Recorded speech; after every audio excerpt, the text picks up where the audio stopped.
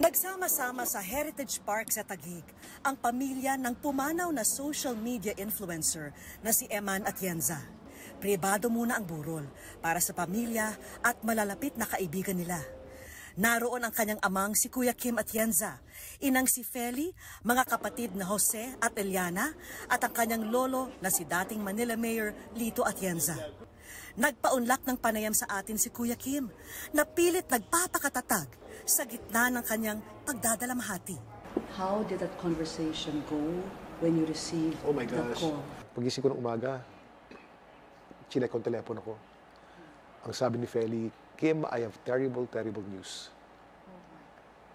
The first thing I did, lumukod muna ako. Sabi ko, Lord, sana hindi to tunay. Sana nag-attempt. Sana nasuspital. So I called Feli. And then Feli said, Eman is gone. Nalambot ako talaga noon.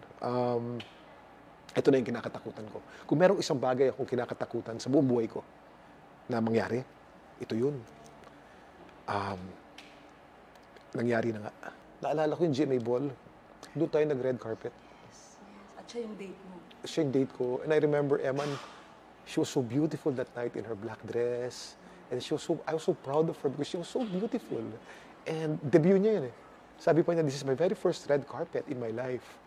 And that night was just so beautiful. Nakausap ko rin ang ate ni Eman na si Eliana. 2 taon lang ang pagitan nila.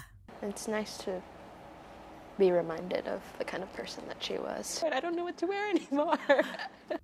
Makikita ring dumalo ang ilang sikat na personalidad na malapit sa pamilya Atienza. Abangan ang aking buong panayam sa 24 oras. I know, naalala ko, madalas ka